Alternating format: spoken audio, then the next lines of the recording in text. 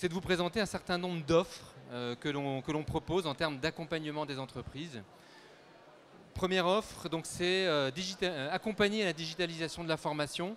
C'est répondre à quelle question? C'est répondre à la question comment je fais, comment j'y vais. Et souvent, on s'aperçoit que les entreprises, elles vont chercher à répondre en choisissant une plateforme de formation à distance, en se disant il faut que je produise des contenus que j'achète sur étagère. Et troisièmement, je vais mettre tout ça à disposition et les gens vont s'auto-former. Vous voyez, donc c'est l'outil magique. Et souvent, on s'aperçoit que les entreprises, elles ont cette logique-là.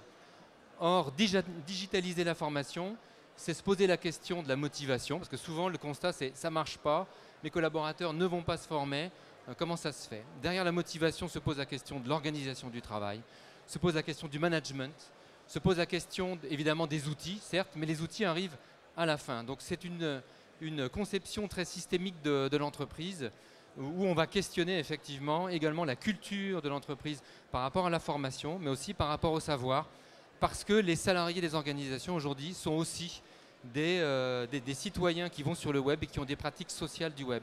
Donc c'est de confronter ce regard pour se poser les bonnes questions. La deuxième typologie d'offres, c'est accompagner à la formation des formateurs, que ce soit des formateurs professionnels dans des centres de formation, donc à la digitalisation de leurs pratiques de formation, ou des formateurs occasionnels, c'est les amener plus loin, les amener à grandir, à réfléchir autrement et à revoir leurs pratiques pédagogiques. Souvent, le constat, c'est je suis un bon expert métier, donc je vais former, mais je ne suis pas forcément un bon pédagogue. Donc c'est comment on amène les formateurs occasionnels à se poser des questions sur c'est quoi l'acte de formation. C'est les aider, les outiller dans leur processus formatif, là où ils sont aujourd'hui, à se livrer à eux-mêmes, sans que ça soit une fonction vraiment reconnue en tant que telle. Et pour les formateurs professionnels, c'est de se poser la question, concrètement, revoir ma pratique en introduisant le digital, où souvent l'introduction du digital réinterroge sa pratique professionnelle. Ça, on le voit, quel que soit le domaine de l'entreprise. La troisième typologie d'offres, nous sommes éditeurs et concepteurs de serious games, donc de jeux vidéo pour les entreprises. On a créé donc un jeu donc, sur la RSE, donc plusieurs jeux, donc sur le handicap au travail, sur la coopération intergénérationnelle, sur l'égalité professionnelle femmes-hommes. Et on est en train de finaliser un sujet assez chaud, qui est la diversité culturelle au travail. Donc là, non seulement c'est de concevoir des jeux, donc c'est le plaisir d'apprendre en situation de travail, mais ce sont des formations à base de nos jeux.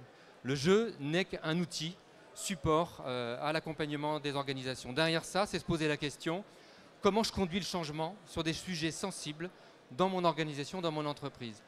Pas facile d'en parler, on passe par le jeu, de façon à avoir un espace commun d'échange, et souvent ça permet de libérer la parole sous couvert des personnages du jeu. Quatrième typologie d'offres ou d'approches que l'on peut proposer, nous créons des dispositifs immersifs et toujours ludiques, donc ça rebondit sur le précédent, où il s'agit pour nous, du coup, pour les organisations, c'est de se poser la question, c'est quoi mon nouveau métier demain? Ou alors, je veux créer une cohésion d'équipe et je ne sais pas comment faire. On propose une immersion dans un jeu, donc avec un univers narratif. On est projeté en 2038 par équipe. Et au final, il y a deux intérêts d'usage de ce cube.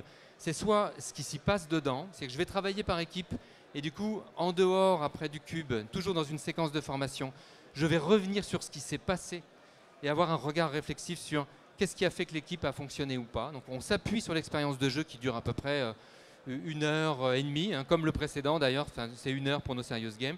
Là, il y a 1h30 dans le cube et on revient sur ce qui s'est passé pour questionner la cohésion d'équipe. Et sinon, ce qui est intéressant, c'est je veux savoir quel est mon métier demain. Ce qui est intéressant, c'est pas ce qui s'est passé dans le cube, mais c'est ce que le cube va générer en termes de solutions. Donc on va répondre à une question, donc on se décale et on est dans l'innovation. On est 11 en tout, avec pluridisciplinaire, c'est autant des ingénieurs pédagogiques, des sociologues du travail, parce qu'il faut bien comprendre l'entreprise dans cette vision systémique, et des gens qui sont spécialisés en management de l'innovation.